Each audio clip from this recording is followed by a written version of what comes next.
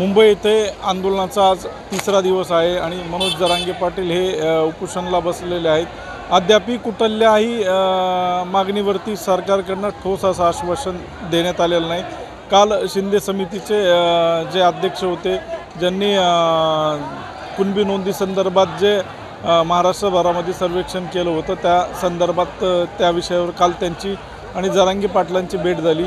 मी आता CSTच्या bus stand railway स्टेशनच्या समोर आहे। आपण पाहू शकतो या ठिकाणी प्रचंड नागरिकांची गर्दी आहे। जे मराठा आंदोलक आहेत ते रस्त्यावरती आहेत आणि अशाच पद्धतीने 3 दिवसापासून या ठिकाणी लोक राहत आहेत, झोपत आहेत आणि जेवण देखील करत आहेत। याच ठिकाणी आता ग्रामीण भागातून देखील आता या लोकांचा जेवणाची व्यवस्था गावखेड्यातल्या लोकांनी करायला सुरुवात केली आणि ट्रक आणि टेम्पोने इथे जेवणाचं साहित्य आता मुंबईमध्ये पोहोचतंय।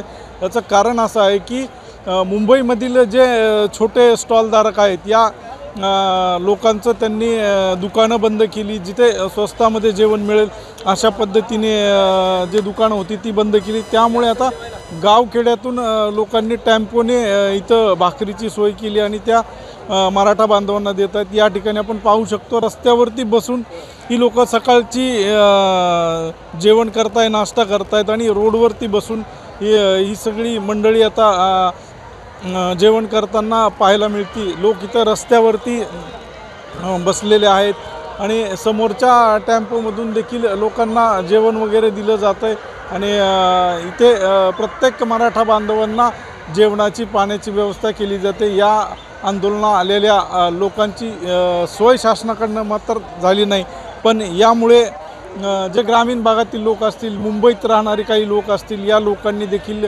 या आंदोलकांची आता सोय केल्याची पाहायला मिळते। आणि याच ठिकाणी जी आंघोळीची व्यवस्था होती ही आता मुंबई महानगरपालिकेने टँकरद्वारे पिण्याचं पाणी असेल किंवा आंघोळीची देखील आता सोय केल्याचं पाहायला मिळतंय।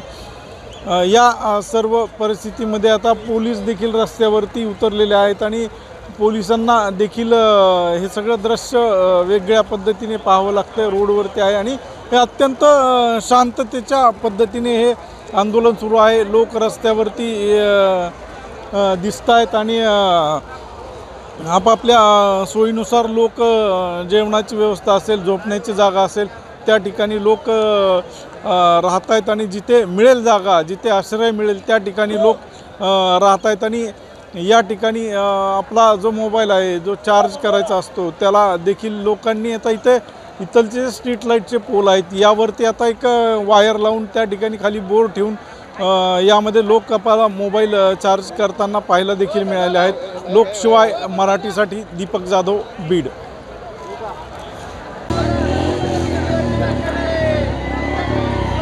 मुंबईमध्ये CSTच्या समोर आता आंदोलक रस्त्यावरती आहेत। त्यांच्या जेवणाची व्यवस्था जिल्ह्यातील आणि महाराष्ट्रातील तमाम जिल्ह्यातील लोकांनी आता ते करतायत। ज्यावेळेस जरांगे पाटलांनी आवाहन केलं की मुंबईमधले हॉटेल बंद आहेत आणि आपल्या भावांना आणि बांधवांना व्यवस्था करावी, तर त्यानंतर महाराष्ट्रभरातील जिल्ह्यातून गाड्या भरून येत आहेत आणि इथे भाकरीची व्यवस्था केली जाते।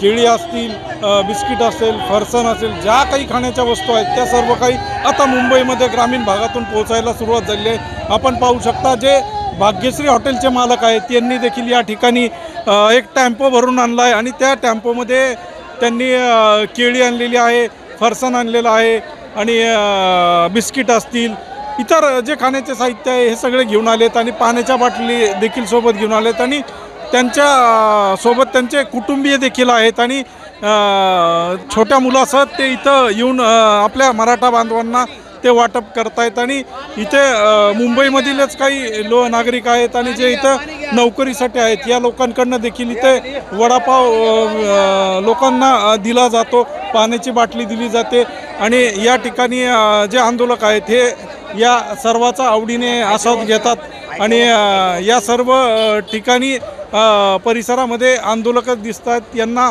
आता पोटभर जेवण देखील मिळेल आणि या ठिकाणी चपाती आणि ज्वारीच्या भाकरी देखील या ठिकाणी आहेत आणि हे आपण पाहू शकतो की या जिल्ह्यातून भाकरी आणि चटणी आणल्या आहेत। आपण कुठल्या जिल्ह्यातून आला आहात?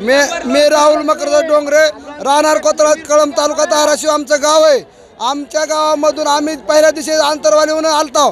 जरा एक दादा सांगा, ज्यावेळेस आला त्यावेळेस आम्हाला सरकारने इथं काही सुद्धा पुरवलं नाही. आम्ही ज्यावेळेस आमच्या गावाकडल्या बांधवांनी सांगितलं त्यावेळेस आमच्या ह्या बांधवांनी गावाला हलकीवर दंडवी देऊन सांगितलं की आपले बांधव उपाशी मुंबईमध्ये मरालेत.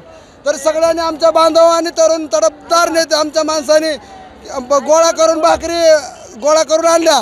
आमचं एकच सांगणं आहे, किती भाकरी तुम्ही घेऊन आलात आणि कशा पद्धतीने आणले? आम्ही असे 2 एक आयशेअर आणि एक जीप घेऊन आलेलो आहोत. फडणवीस साहेबाला एवढंच, फडणवीस साहेबाला आमचं एकच मागणं आहे, साहेब आम्ही आमच्या घरचं खातो आणि आमच्या हक्काचं मागतो. तुमच्या काय घरचं मागत नाही, आम्ही आमच्या हक्काचं मागतो. साहेब गरीबावर मराठ्यावर का अन्याय करायला एवढा तुम्ही? गरीब मराठ्यांनी काय केलंय तुम्हाला? असं करू नका साहेब. आम्ही आमच्या हक्काचं मागतो तेवढं द्या. आम्ही आमच्या हक्काचं मागतोय ते आम्हाला द्या. आणि धाराशिव जिल्ह्यामधून या ज्वारीच्या भाकरी, ठेसा, जे ग्रामीण भागातलं रोजचं रुटीन प्रमाणाचं जेवण आहे त्या ह्याच्यावरती ते घेऊन आलेले आहेत. आणि इथं जे आंदोलक आहेत त्या सर्वांनी इथे जे या सगळ्या जे भाजी भाकरी असेल हे सर्व काय असेल त्याचा आस्वाद घेतलेला आहे आणि हे घेत आहेत. आणि या सर्वांना आता जेवणाची व्यवस्था देखील झाली आहे. लोकशिवाय मराठीसाठी दीपक जाधव, मुंबई.